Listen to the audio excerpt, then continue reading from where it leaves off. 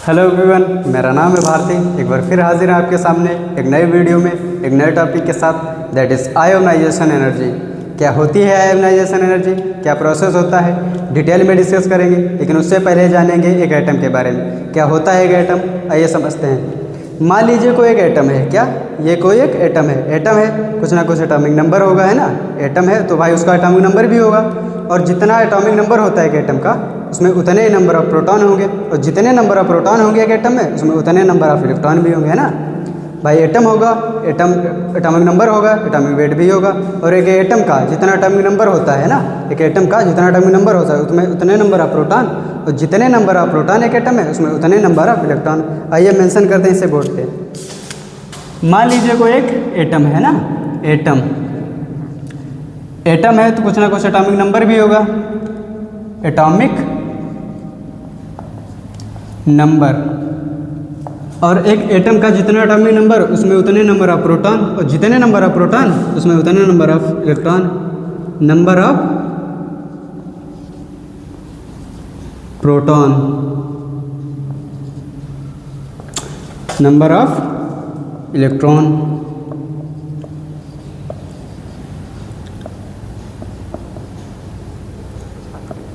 है ना। एटम होगा भाई, कोई एक एटम होगा, है ना। और एटम है तो एटॉमिक नंबर भी होगा कुछ ना कुछ, और एटॉमिक नंबर है तो उसमें जितने एटॉमिक नंबर होगा एटम का उसमें उतने नंबर ऑफ प्रोटॉन होंगे, और जितने नंबर ऑफ प्रोटॉन होंगे एक एटम में उसमें उतने ही नंबर ऑफ क्या इलेक्ट्रॉन भी होंगे, है ना। ये बातें तब तक ठीक हैं जब तक एक एटम न्यूट्रल है। अगर एटम आयन बन जाएगा तो उसके उसमें बातें बदल जाएंगी, है ना, क्योंकि सिचुएशन बदल जाएगी। अगर एटम आयन बन गया तो सिचुएशन बदल जाएगी, वहाँ ना इलेक्ट्रॉन बराबर होंगे ना प्रोटॉन, क्योंकि सिचुएशन बदल गई तो बातें भी बदल जाएंगी, है ना। आइए देखते हैं, एग्जाम्पल से समझते हैं इसे, है ना।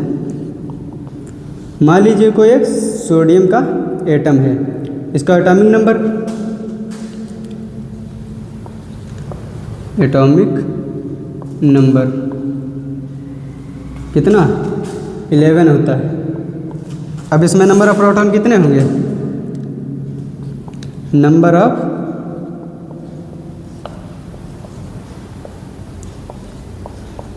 प्रोटॉन, नंबर ऑफ प्रोटॉन कितने हैं, जितना एटॉमिक नंबर कितना है 11, तो नंबर ऑफ प्रोटॉन भी कितने 11।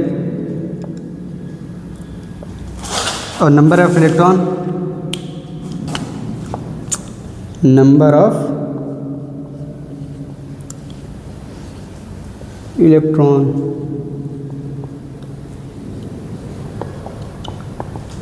नंबर ऑफ इलेक्ट्रॉन कितने होंगे, जितने नंबर ऑफ प्रोटॉन होंगे। प्रोटॉन कितने हैं 11, तो नंबर ऑफ इलेक्ट्रॉन भी कितने 11। क्लियर, है ना। एटम होगा, कुछ ना कुछ एटॉमिक नंबर होगा, और जितना एटॉमिक नंबर उतने ही प्रोटॉन उसमें, और जितने प्रोटॉन उसमें उतने नंबर ऑफ इलेक्ट्रॉन, है ना। एग्जाम्पल सोडियम, इसका एटॉमिक नंबर कितना है 11, और इसमें अगर एटॉमिक नंबर 11 है तो प्रोटॉन भी कितने होंगे 11, प्रोटॉन कितने 11, और जितने प्रोटॉन उसमें उतने नंबर ऑफ इलेक्ट्रॉन भी कितने होंगे 11, है ना। अब आइए समझते हैं क्या होता है आयन। आयन क्या होता है? आयन हमारी ज़िंदगी में दो टाइप के होते हैं, है ना। आयन हमारी ज़िंदगी में दो टाइप के, एक तो कैटायन, दूसरा एनायन। कैटायन क्या होता है? एटम के सर पर अगर चार्ज पॉजिटिव है, क्या एटम होगा, अगर एटम के सर पर चार्ज पॉजिटिव है तो उसे हम कैटायन बोलेंगे। एटम के सर पर अगर चार्ज निगेटिव तो उसे हम एनायन बोलेंगे, है ना। क्या एटम दो टाइप के, है ना। क्या एनायन दो टाइप के, एक तो कैटायन दूसरा एनायन। अगर एटम के सर पर चार्ज पॉजिटिव तो उसे हम कैटायन बोलेंगे, अगर एटम के सर पर चार्ज निगेटिव तो उसे हम एनायन बोलेंगे। Atom with positive charge is called cation and atom with negative charge is called anion, है ना। आइए देखते हैं इसे बोर्ड पे। Ion,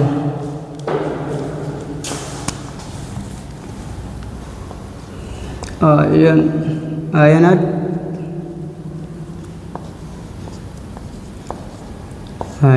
ion are two types, एक one is cation, another is anion. Cation क्या होता है? एटम विद पॉजिटिव चार्ज, क्या atom with positive charge,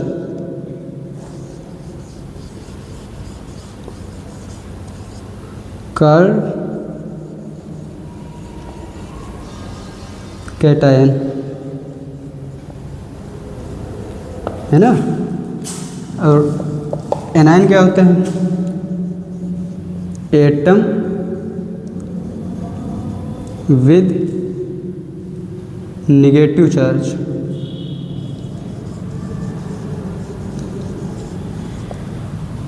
called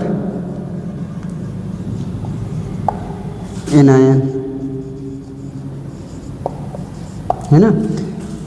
atom के सर पर अगर चार्ज पॉजिटिव है ना, आयन कितने टाइप के? एक तो कैटायन, दूसरा एनायन। कैटायन क्या?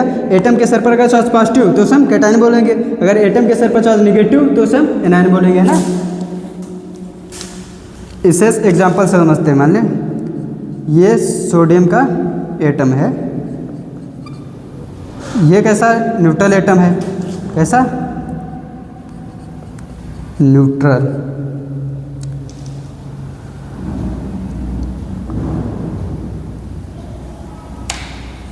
है ना। अब अगर सोडियम पर कैसा चार्ज? पॉजिटिव, Na प्लस, इसको क्या बोलेंगे?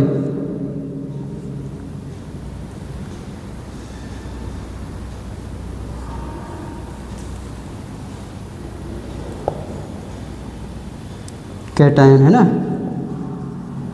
अगर इस पे चार्ज निगेटिव आ जाए,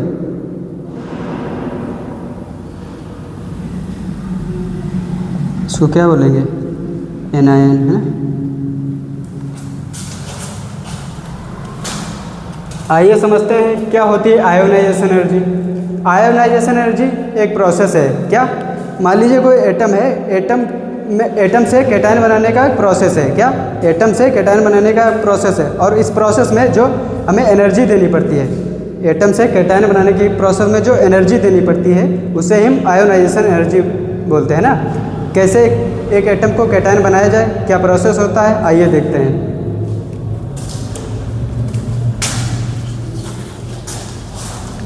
आइए समझते हैं कैसे एक एटम को कैटायन बनाया जाए, क्या प्रोसेस होता है, देखते हैं ना।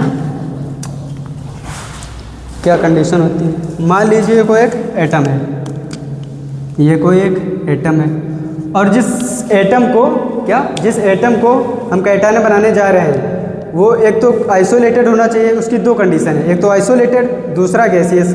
आइसोलेटेड कहने का मतलब क्या है?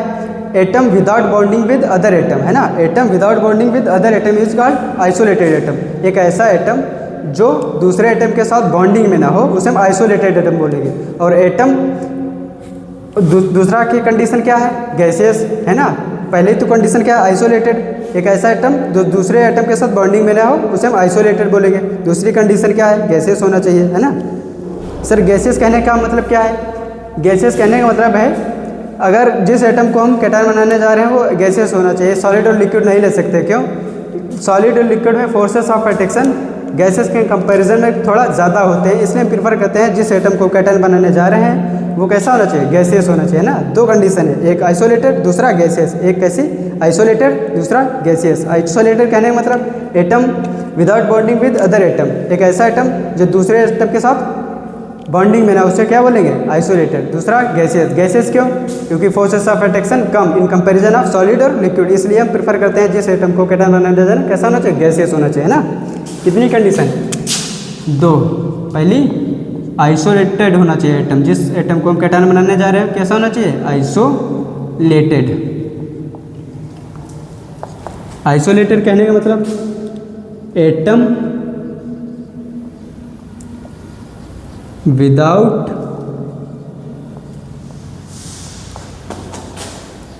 Bonding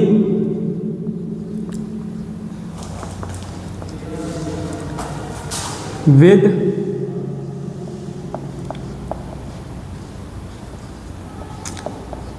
other atom. दूसरी कंडीशन क्या है? एटम कैसा होना चाहिए? गैसियस होना चाहिए, जिस एटम को हम कैटायन बनाने जा रहे हैं ना, है ना। दो कंडीशन है ना। आइए समझते हैं क्या प्रोसेस होता है एक एटम को कैटायन बनाने का। समझ गए? जिस एटम को कैटायन बनाने जा रहे हैं तो आइसोलेटेड होना चाहिए, दूसरा गैसियस होना चाहिए। मान लीजिए कोई एटम है कैसा? आइसोलेटेड और गैसियस है ना। ये उसका न्यूक्लियस, न्यूक्लियस पर चार्ज पॉजिटिव, और बाहर इलेक्ट्रॉन गोल गोल चक्कर लगा रहे होंगे। इस वाले इलेक्ट्रॉन को इनर इलेक्ट्रॉन बोलेंगे क्योंकि ये न्यूक्लियस के पास है ना, इनर इलेक्ट्रॉन। इसको क्या बोलेंगे? Outer electron.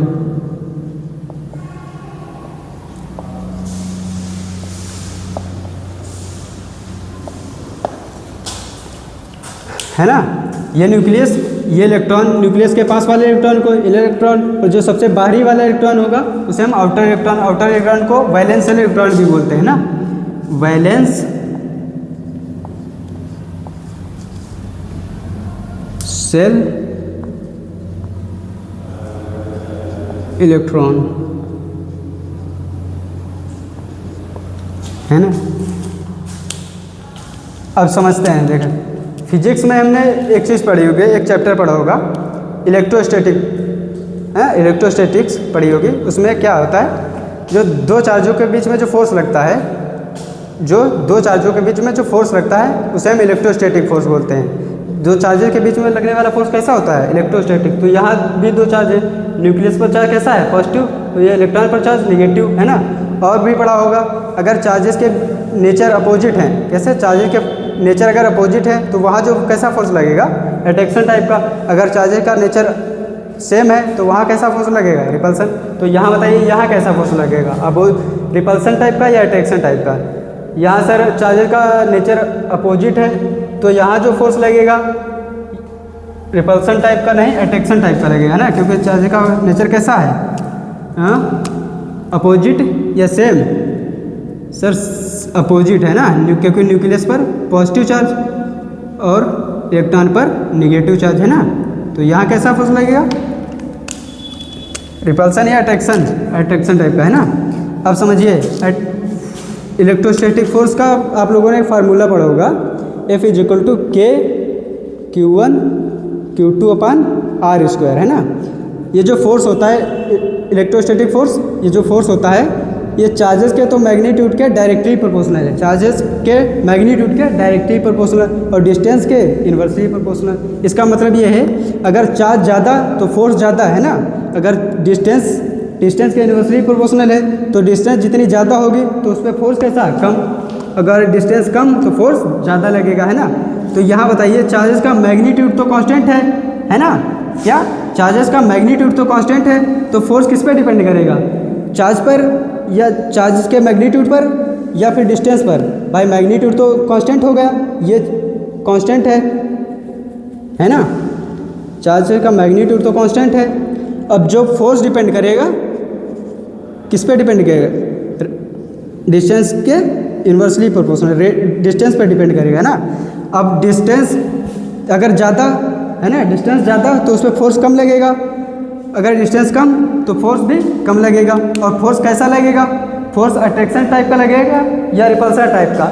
ये हमें चार्जेस का नेचर बताएगा, है ना। चार्जेस का नेचर अगर सेम है तो वहाँ कैसा? अट्रैक्शन टाइप का।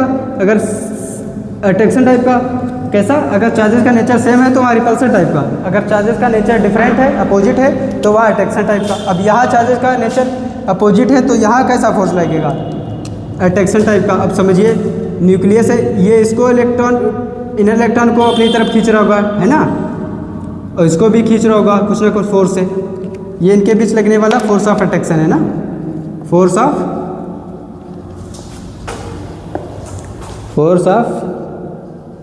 अट्रैक्शन। भाई इसको न्यूक्लियस है, पॉजिटिव चार्ज है, ये न्यूक्लियस इलेक्ट्रॉन है, इसको खींच रहा होगा क्योंकि अपोजिट है तो खींच रहा होगा ना, अट्रैक्शन टाइप का फोर्स लग रहा होगा। इसको भी कुछ ना कुछ फोर्स से खींच रहा होगा, फोर्स ऑफ अट्रैक्शन से, है ना, फोर्स ऑफ अट्रैक्शन। अब समझिए, मान लीजिए हम इस एटम को कैटायन बनाने जा रहे हैं। कैटायन कब बनेगा? जब इलेक्ट्रॉन की कमी होगी या ज़्यादा होगा, इलेक्ट्रॉन कमी होगी। तो इलेक्ट्रॉन कमी करने के लिए हमें इलेक्ट्रॉन निकालना होगा, है, निकालना पड़ेगा। अब बताइए इस एटम से कौन सा इलेक्ट्रॉन आसानी से निकाल सकते हैं? इनर वाला इलेक्ट्रॉन या फिर आउटर वाला? देख के बताइए। सर एटम को देख के लग रहा है कि हम आउटर इलेक्ट्रॉन को आसानी से निकाल सकते हैं, क्योंकि इसके न्यूक्लियस से डिस्टेंस भाई ज़्यादा है ना, डिस्टेंस ज़्यादा है तो यहाँ फोर्स ऑफ अट्रैक्शन कम लग रहा होगा, है ना, और यहाँ डिस्टेंस कम है तो यहाँ जो है फोर्स कैसा लग रहा होगा, कम लग रहा होगा, ज़्यादा कम, क्योंकि न्यूक्लियस के पास है तो उस पर न्यूक्लियस ज़्यादा फोर्स से खींच रहा होगा इसको, और इसको ज़्यादा कम फोर्स से खींच रहा होगा ना, तो यहाँ फोर्स कम लगेगा और यहाँ फोर्स ज़्यादा लगेगा। इसलिए हम कौन से इलेक्ट्रॉन को आसानी से निकाल सकते हैं, बाहर वाले इलेक्ट्रॉन को या फिर अंदर वाले इलेक्ट्रॉन को? सर इसको आसानी से निकाल सकते हैं इसके कंपैरिजन में, क्योंकि इस पर फोर्स कम लग रहा है, इस पर फोर्स ज़्यादा लग रहा है ना। अब समझिए क्या होती है आयोनाइज एनर्जी, है ना। अगर कैटायन बनाना है तो हमें इलेक्ट्रॉन निकालना पड़ेगा। इलेक्ट्रॉन में कौन सा, बाहर वाला है फिर अंदर वाला? अंदर वाला। और अगर इलेक्ट्रॉन हमें निकालना है, इस एटम से हमें इलेक्ट्रॉन इलेक्ट्रॉन निकालना है भाई। एटम पॉजिटिव तब बनेगा जब इसमें से इलेक्ट्रॉन निकल जाएगा, है ना, तभी पॉजिटिव चार्ज डोमिनेट कर जाएगा, और इलेक्ट्रॉन की कमी हो जाएगी तो चार्ज एटम कैसा होगा, पॉजिटिव चार्ज होगा, है ना। अब मान लीजिए इलेक्ट्रॉन कब निकाल सकते हैं, इनके बीच फोर्स ऑफ अट्रैक्शन जब खत्म हो गया, है ना, इनके बीच फोर्स ऑफ अट्रैक्शन लग रहा होगा कुछ ना कुछ। अब अगर ये फोर्स ऑफ अट्रैक्शन खत्म कर दिया जाए तो ये इलेक्ट्रॉन रिलीज हो जाएगा, है ना। तो इतनी एनर्जी दे दें इस एटम को, इनके बीच फोर्स ऑफ अट्रैक्शन खत्म हो जाएगा तो फिर ये इलेक्ट्रॉन बाय रिलीज हो जाएगा इस एटम के चंगुल से, है ना। जो एटम के इस चंगुल से इलेक्ट्रॉन को रिलीज करने के लिए जो ये वाली एनर्जी देनी पड़ रही है ना, ये वाली जो एनर्जी देनी पड़ रही है, इसे ही हम क्या बोलते हैं, आयोनाइजेशन एनर्जी, है ना। क्या बोलते हैं, आयोनाइजेशन एनर्जी, आयोनाइजेशन एनर्जी, है ना।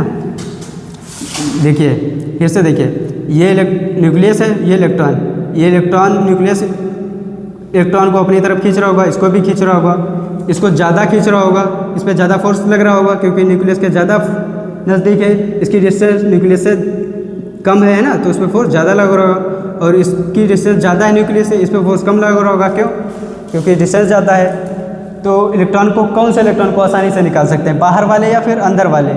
सर अंदर वाले इलेक्ट्रॉन को आसानी से निकाल सकते हैं, लेकिन हमको इनके बीच अट्रैक्शन खत्म करना पड़ेगा, है ना। इनके बीच कुछ ना कुछ अट्रैक्शन लग रहा होगा भाई, जब अट्रैक्शन खत्म होगा तभी तो इलेक्ट्रॉन रिलीज होगा, है ना। इनके बीच कुछ ना कुछ अट्रैक्शन लग रहा होगा भाई, इस पर फोर्स लगा रहा है ना, तो ये अट्रैक्शन जब खत्म होगा तभी इलेक्ट्रॉन रिलीज होगा। अब इस इलेक्ट्रॉन को ख़त्म करने के लिए हमें कुछ ना कुछ एनर्जी देनी पड़ेगी, तभी इलेक्ट्रॉन अट्रैक्शन खत्म होगा तो फिर इलेक्ट्रॉन रिलीज हो जाएगा, तब एक एटम कैटायन बन जाएगा। क्योंकि एक एटम में जितना एटॉमिक नंबर होगा, क्या, एक एटम का जितना एटॉमिक नंबर उसमें उतने नंबर ऑफ प्रोटॉन, तो जितने नंबर ऑफ प्रोटॉन उसमें उतने नंबर ऑफ इलेक्ट्रॉन होंगे। अब इलेक्ट्रॉन की कमी हो गई, बाहर चला गया, अब बचा प्रोटॉन ज़्यादा हो जाएंगे, प्रोटॉन ज़्यादा हो गए तो चार्ज भी, प्रोटॉन पर चार्ज कैसा, पॉजिटिव, तो पॉजिटिव चार्ज डोमिनेट कर जाएगा, तब एटम नेगेटिव चार्ज नहीं पॉजिटिव चार्ज हो जाएगा, है ना।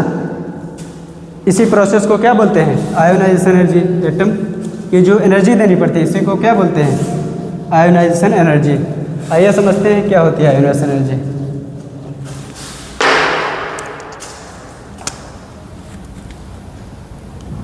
ये एटम है, एटम न्यूक्लियस, ये इलेक्ट्रॉन, ये इसको फोर्स ऑफ अट्रैक्शन से खींच रहा होगा, इसको भी खींच रहा होगा, है ना। ये इलेक्ट्रॉन निकल गया, मान लीजिए एटम कैसा बन गया, पॉजिटिव चार्ज, है ना। एटम पर चार्ज कैसा हो गया, पॉजिटिव, कुछ ना कुछ एनर्जी देनी पड़ेगी इनके बीच फोर्स खत्म करने के लिए। अब इस एनर्जी को ही क्या बोलते हैं, आयोनाइजेशन एनर्जी, आयोनाइजेशन एनर्जी। समझते हैं, डेफिनेशन समझते हैं क्या होती है।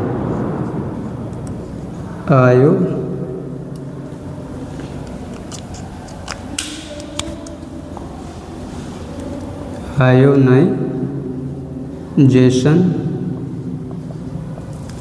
एनर्जी क्या होती है। इस आइसोलेटेड गैसेस एटम, क्या ये एटम जिसको हम कैटायन बनाना है कैसा है, आइसोलेटेड, दूसरा गैसेस। आइसोलेटेड गैसेस एटम की बाहरी सेल से, है ना, बाहरी सेल से इलेक्ट्रॉन निकालने के लिए जो एनर्जी देनी पड़ी है, ये वाली जो एनर्जी देनी पड़ी है, इसी एनर्जी को क्या बोलते हैं, आयोनाइजेशन एनर्जी, है ना। तो लिखते हैं definition, energy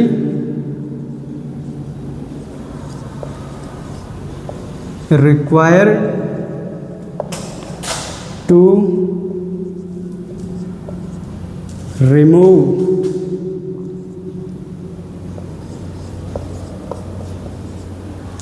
an electron of an isolated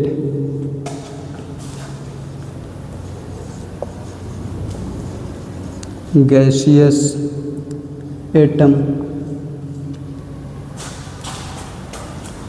from, कहाँ से, वैलेंस शेल से है ना, फ्रॉम वैलेंस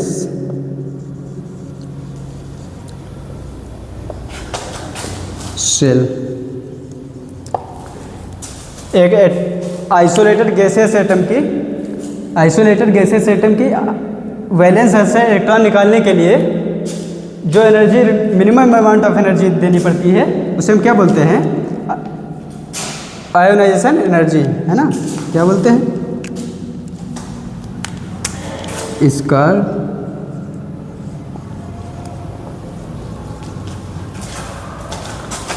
आयोनाइजेशन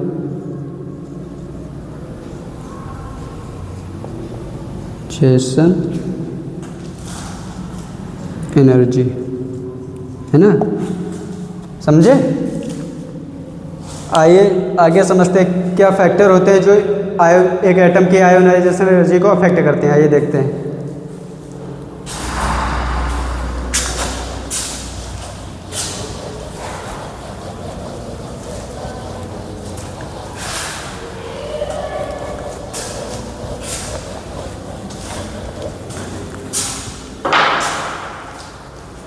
आइए समझते हैं कौन से वो फैक्टर हैं जो एक एटम की आयोनाइजेशन एनर्जी को अफेक्ट करते हैं। Factor affecting of ionization energy, है ना।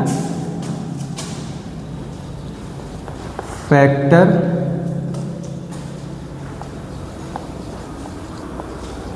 Affecting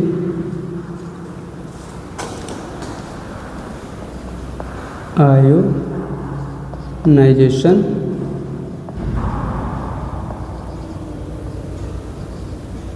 energy.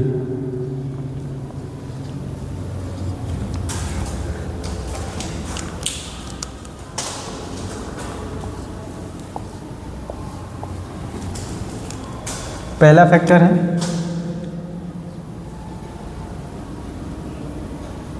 जेड इफेक्टिव, है ना। दूसरा नंबर ऑफ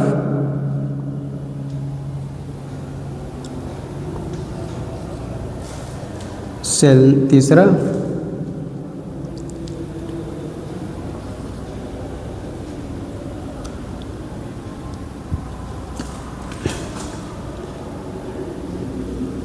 D5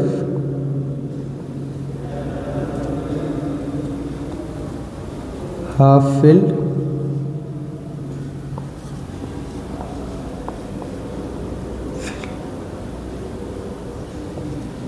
सेल। चौथा फुलफिल्ड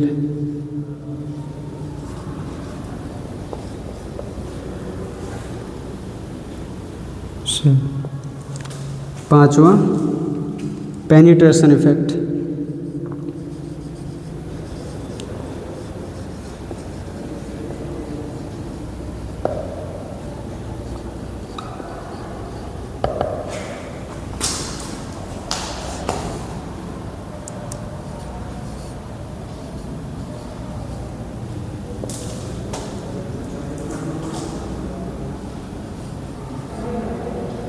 छठा स्क्रीनिंग।